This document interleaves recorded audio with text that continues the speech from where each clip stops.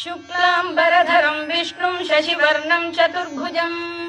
प्रसन्नवदनं ध्यायेत् सर्वविघ्नोपशान्तये। व्यासं वसिष्ठनप्तारं शक्तेः पौत्रमकल्मषम् पराशरात्मजं वन्दे शुकतातं तपोनिधिं। व्यासाय विष्णुरूपाय व्यासरूपाय विष्णवे नमो वै ब्रह्मनिधये वासिष्ठाय नमो नमः। अविकाराय शुद्धाय नित्याय परमात्मने सदैकरूपरूपाय विष्णवे सर्वजिष्णवे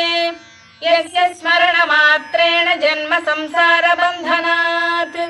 विमुच्यते नमस्तस्मै विष्णवे प्रभविष्णवे। ॐ नमो विष्णवे प्रभविष्णवे। श्रीवैशम्पायन उवाच श्रुत्वा धर्मानशेषेण पावनानि च सर्वशः युधिष्ठिरः शान्तनवं पुनरेवाभ्यभाषत। युधिष्ठिर उवाच किमेकं दैवतं लोके किं वाप्येकं परायणम् स्तुवन्तः कङ्कमर्चन्तः प्राप्नुयुर्मानवा शुभम्। को धर्मः सर्वधर्माणां भवतः परमो मतः किं जपन्मुच्यते जन्तुर्जन्म संसारबन्धनात्। श्रीभीष्म उवाच जगत्प्रभुं देवदेवमनन्तं पुरुषोत्तमं स्तुवन्नाम सहस्रेण पुरुषः सततोत्थितः तमेव चार्चयन् नित्यं भक्त्या पुरुषमव्ययम्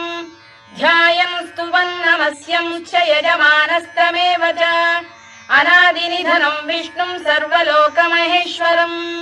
लोकाध्यक्षं स्तुवन् नित्यं सर्वदुःखातिगो भवेत्। ब्रह्मण्यं सर्वधर्मज्ञं लोकानां कीर्तिवर्धनम् लोकनाथं महद्भूतं सर्वभूतभवोद्भवम् एष मे सर्वधर्माणां धर्मोऽधिकतमो मतः यद्भक्त्या पुण्डरीकाक्षं स्तवैरच्चेन्नरः सदा परमं यो महत्तेजः परमं यो महत्तपः परमं यो महद्ब्रह्म परमं यः परायणम् पवित्राणां पवित्रं यो मङ्गलानां च मङ्गलम् दैवतं देवतानां च भूतानां यो व्ययः यतः सर्वाणि भूतानि भवन्त्यादियुगागमे यस्मिंश्च प्रलयं यान्ति पुनरेव युगक्षये तस्य लोकप्रधानस्य जगन्नाथस्य भूपते विष्णोर्नाम सहस्रं मे शृणु पापभयापहम् यानि नामानि गौणानि विख्यातानि महात्मनः ऋषिभिः परिगीतानि तानि वक्ष्यामि भूतये। ऋषिर्नाम्नां सहस्रस्य वेदव्यासो महामुनिः छन्दोऽनुष्टुप् तथा देवो भगवान् देवकीसुतः अमृतांशुद्भवो बीजं शक्तिर्देवकीनन्दनः त्रिसामाहृदयं तस्य शान्त्यर्थे विनियुज्यते विष्णुं जिष्णुं महाविष्णुं प्रभविष्णुं महेश्वरम् अनेकरूपदैत्यान्तं नमामि पुरुषोत्तमम्। अस्य श्रीविष्णोर्दिव्यसहस्रनामस्तोत्रमहामन्त्रस्य श्रीवेदव्यासो भगवान् ऋषिः अनुष्टुप्छन्दः श्रीमहाविष्णुः परमात्मा श्रीमन्नारायणो देवता अमृतांशुद्भवो भानुरिति बीजम् देवकीनन्दन श्रेष्ठेति शक्तिः उद्भवः क्षोभणो देव इति परमो मन्त्रः शङ्खबृन्नन्दकी चक्रीति कीलकम् शार्ङ्गधन्वा गदाधर इत्यस्त्रम् रथाङ्गपाणिरक्षोभ्य इति नेत्रम् त्रिसामासामरः सामेति कवचम् आनन्दं परब्रह्मेति योनिः ऋतुः सुदर्शनकाल इति दिग्बन्धः श्रीविश्वरूप इति ध्यानम् श्रीमहाविष्णुप्रीत्यर्थे सहस्रनाम जपे विनियोगः। ध्यानम् क्षीरोदन्वत्प्रदेशे शुचिमणिविलसत्सैकते मौक्तिकानाम् मालाक्लुप्तासनस्थस्फटिकमणिनिभैर्मौक्तिकैर्मण्डिताङ्गः शुभ्रैरभ्रैरदभ्रैरुपरि विरचितैर्मुक्तपीयूषवर्षैः आनन्दीन पुनीयादरिनलिन गदा शङ्खपाणिर्मुकुन्दः भूः पादौ यस्य नाभिर्वियदसुरनिलश्चन्द्रसूर्यौ च नेत्रे कर्णावाशा शिरोद्यौर्मुखमपि दहनो यस्य वास्तेयमब्धिः अन्तस्थं यस्य विश्वं सुरनरखगो भोगि गन्धर्वदैत्यैः चित्रं रम्यते तं त्रिभुवन वपुषं विष्णुमीशं नमामि। ॐ नमो भगवते वासुदेवाय। शान्ताकारं भुजगशयनं पद्मनाभं सुरेशं विश्वाधारं गगनसदृशं मेघवर्णं शुभाङ्गम् लक्ष्मीकान्तं कमलनयनं योगिधृध्यानगम्यं वन्दे विष्णुं भवभयहरं सर्वलोकैकनाथम् मेघश्यामं पीतकौशेयवासं श्रीवत्साङ्कं कौस्तुभोद्भासिताङ्गम् पुण्योपेतं पुण्डरीकायताक्षं विष्णुं वन्दे सर्वलोकैकनाथम् नमः समस्तभूतानामादिभूताय भूभृते अनेकरूपरूपाय विष्णवे प्रभविष्णवे सशङ्खचक्रं सकिरीटकुण्डलं सपीतवस्त्रं सरसीरुहेक्षणं सहारवक्षस्थलशोभिकौस्तुभं नमामि विष्णुं शिरसा चतुर्भुजम् छायायां पारिजातस्य हेमसिंहासनोपरि आसीनमम्बुदश्याममायताक्षमलङ्कृतम् चन्द्राननं चतुर्बाहुं श्रीवत्साङ्कितवक्षसम् रुक्मिणी सत्यभामाभ्यां सहितं कृष्णमाश्रये।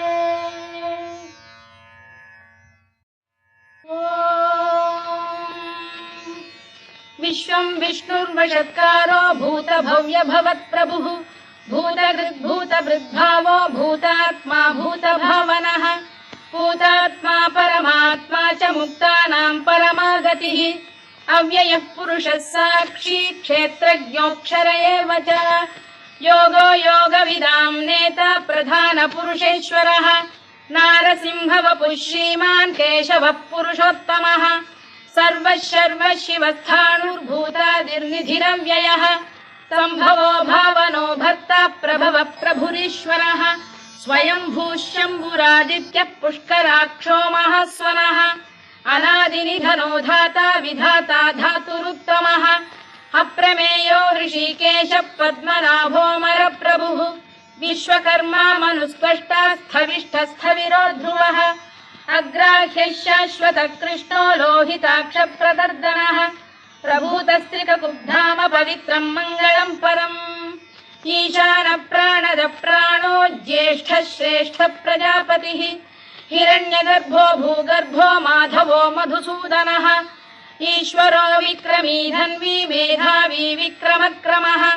अनुत्तमो दुराधर्षः कृतज्ञः कृतिरात्मवान् सुरेशः शरणं शर्म विश्वरेता प्रजाभवः अधः संवत्सरो व्याल प्रत्ययः सर्वदर्शनः अजः सर्वेश्वरः सिद्धः सिद्धिः सर्वादिरच्युतः वृषाकपिरमेयात्मा सर्वयोगविनिसृतः वसुर्वसुमनः सत्यः समात्मा संमितः समः अमोघः पुण्डरीकाक्षो वृषकर्मा वृषाकृतिः रुद्रो बहुशिरा बभ्रुर्विश्वयोनिश्रुतिश्रवाः अमृतः शाश्वतस्थाणुर्वरारोहो महातपाः सर्वगः सर्वविद्वानुर्विश्वक्सेनो जनार्दनः वेदो वेदविदव्यङ्गो वेदाङ्गो वेदवित्कविः लोकाध्यक्षः सुराध्यक्षो धर्माध्यक्षः कृताकृतः चतुरात्मा चतुर्व्यूहश्चतुर्दंष्टश्चतुर्भुजः भ्राजिष्णुर्भोजनं भोक्ता सहिष्णुर्जगदादिजः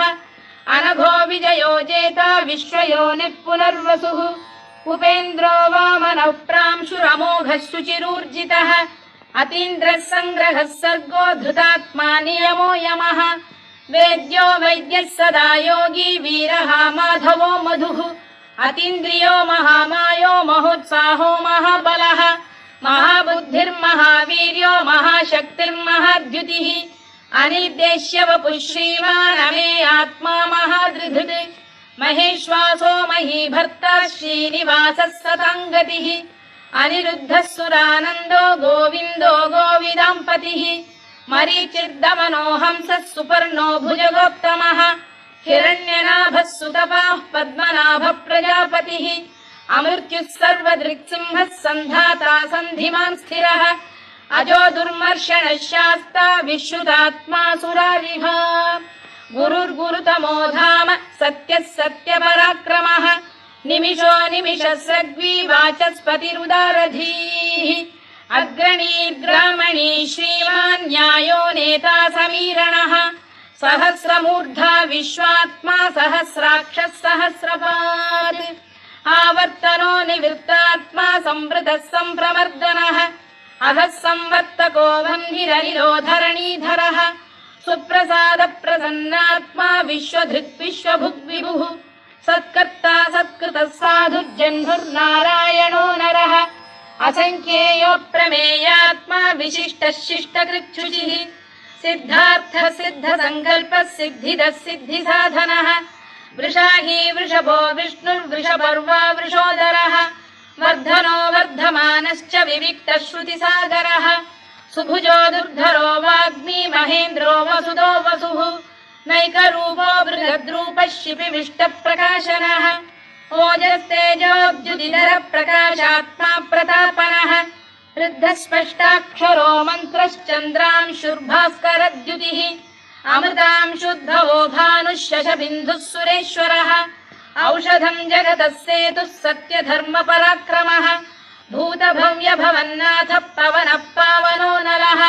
कामः कामकृत्कान्तः कामः कामप्रदप्रभुः युगादिकृद्युगावर्तो नैकमायो महाशनः अदृश्यो व्यक्तरूपश्च सहस्रजिदनन्तजित् इष्टो विशिष्टः शिष्टेष्टः शिखण्डी नघुषो वृषः क्रोधः क्रोधकृत्कर्ता विश्वबाहुर्महीधरः अच्युत प्रतिथ प्राण प्राणदो वासवानुजः अपां निधिरधिष्ठानमप्रमत्त प्रतिष्ठितः स्कन्द स्कन्दधरो धुर्यो वरदो वायुवाहनः वासुदेवो बृहद्भानुरादिदेवः पुरन्दरः अशोकस्तारणस्तारः शूरः शौरिर्जनेश्वरः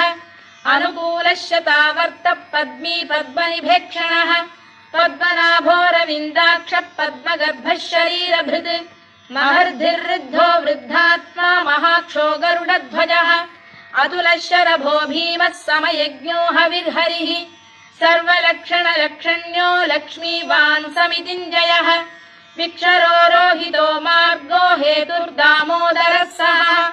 महीधरो महाभागो वेगवानमिताशनः उद्भवः क्षोभणो देवः श्रीगर्भः परमेश्वरः करणम् कारणम् कर्ता विकर्ता गहनो गुहः व्यवसायो व्यवस्थानः संस्थानस्थानदो ध्रुवः परद्धिः परमस्पष्टः तुष्टः पुष्टः शुभेक्षणः रामो विरामो विरतो मार्गो नेयोनयोनयः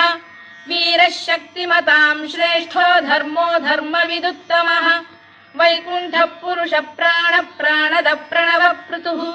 हिरण्यगर्भः शत्रुघ्नो व्याप्तो वायुरधोक्षजः ऋतुः सुदर्शनकारः परमेष्ठी परिग्रहः उग्रः संवत्सरो दक्षो विश्रामो विश्वदक्षिणः विस्तारस्थावरस्थाणु प्रमाणम् बीजमव्ययम् अर्थोऽनर्थो महाकोशो महाभोगो महाधनः अनिर्विण्णस्थविष्ठो भूर्धर्मयूपो महामखः नक्षत्रनेमिर्नक्षत्री क्षमः क्षामः समीहनः यज्ञयुज्यो महेज्यश्च क्रतुः सत्रम् सदाम् गतिः सर्वदर्शी विमुक्तात्मा सर्वज्ञो ज्ञानमुत्तमम् सुव्रतः सुमुखः सूक्ष्मः सुघोषः सुखदः सुहृद् मनोहरोजितक्रोधो वीरबाहुर्विदारणः स्वापनः स्ववशो व्यापी नैकात्मानैककर्मकृत् वत्सरो वत्सलो वत्सी रत्नगर्भोधनेश्वरः धर्मकृद्धर्मकृद्धर्मी सदसक्षरमक्षरम्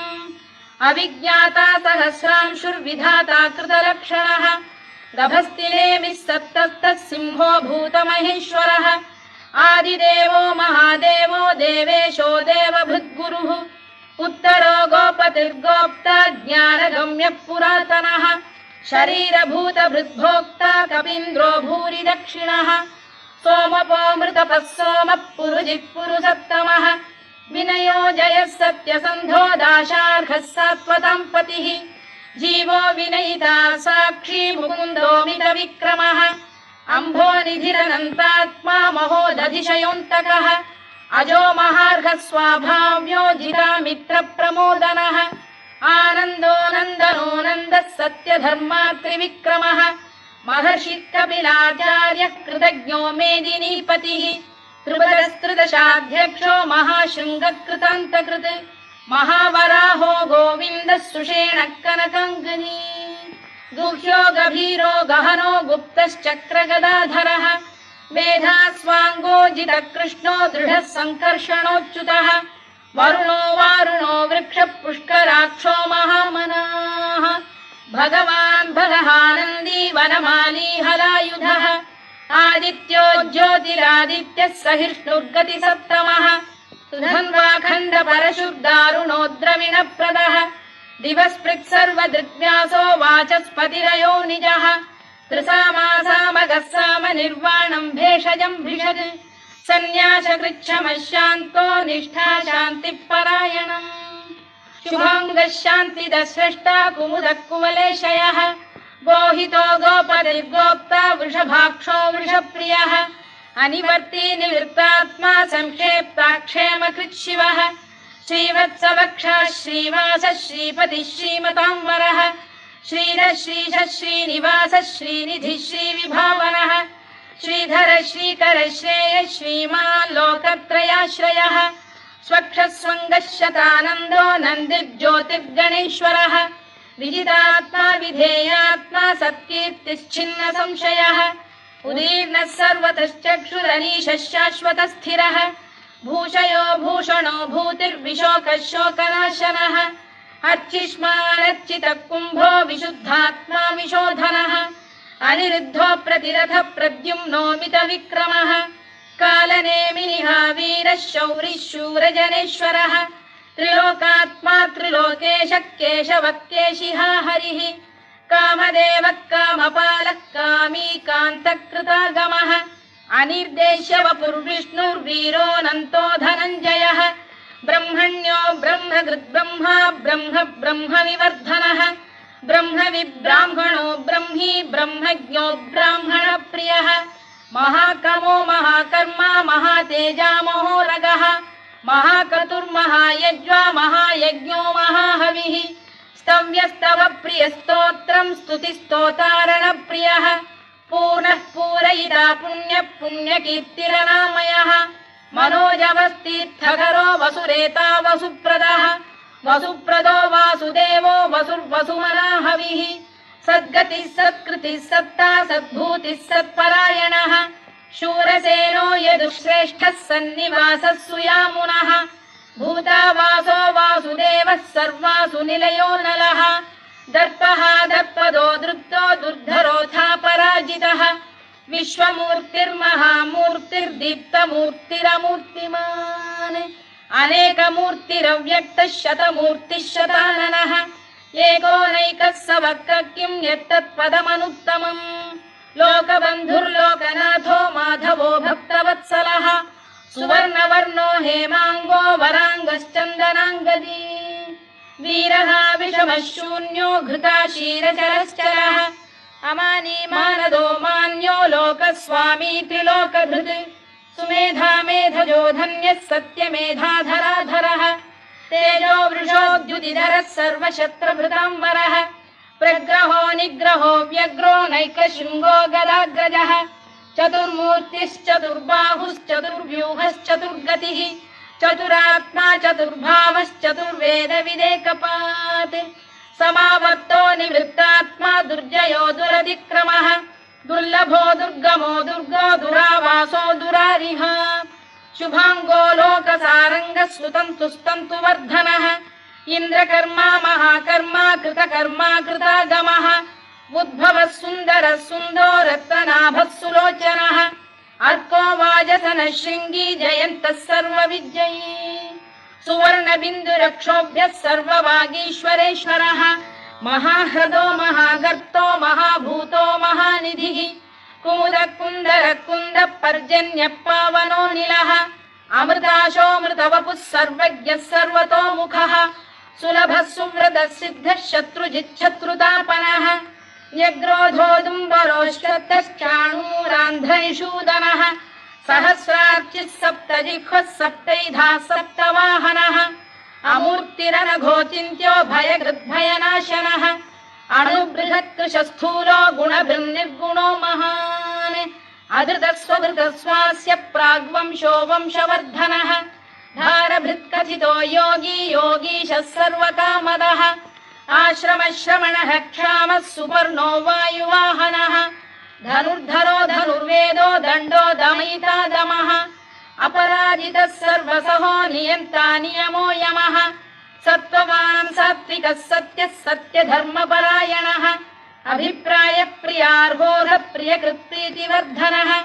विहाय सगतिर्ज्योतिः सुरुचिर्कुतभुग्विभुः रविर्विरोचनः सूर्यः सवितारविलोचनः अनन्तो हुतभुग्भोक्ता सुखदो नैकजोऽग्रजः अनिर्विण्णः सदामर्षी लोकाधिष्ठानमद्भुतः सनात्सनातनतमः कपिलः कपिरव्ययः स्वस्तिदः स्वस्तिकृत् स्वस्ति स्वस्ति भुक् स्वस्ति दक्षिणः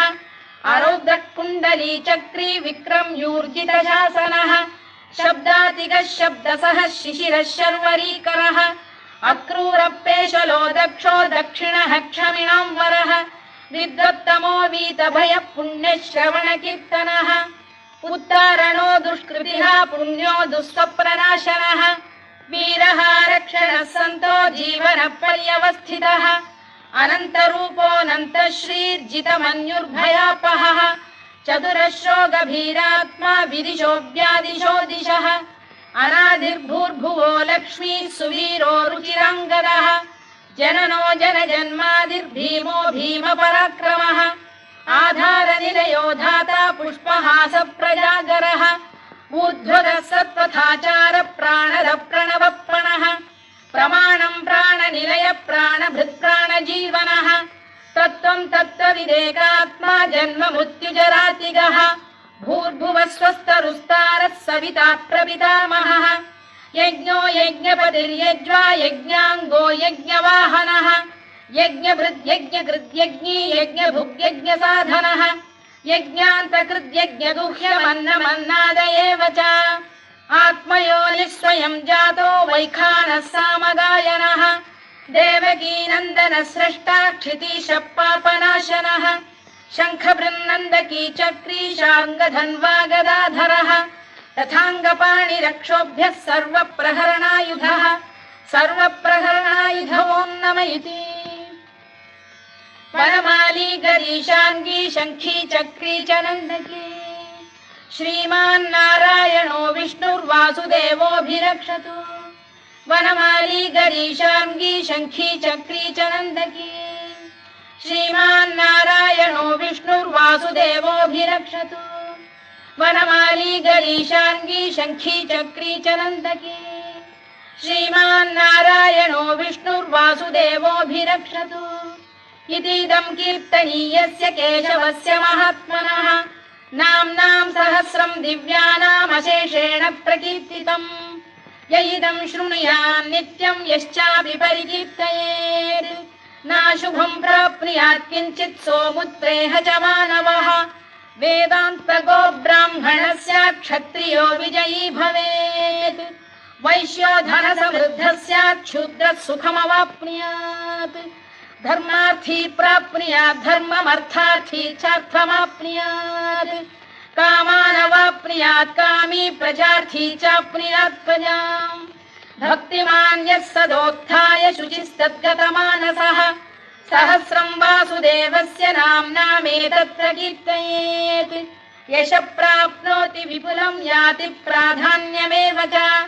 अचलां श्रियमाप्नोति श्रेयः प्राप्नोत्यनुत्तमम् न भयं क्वचिदाप्नोति वीर्यं तेजश्च विन्दति भवत्यरोगोद्युतिमान् बलरूपगुणान्वितः रोगात्तो मुच्यते रोगात् बद्धो मुच्येत बन्धनात्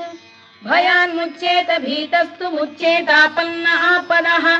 दुर्गाण्यतितरत्याशु पुरुषः पुरुषोत्तमम् सुवन्नाम सहस्रेण नित्यं भक्तिसमन्वितः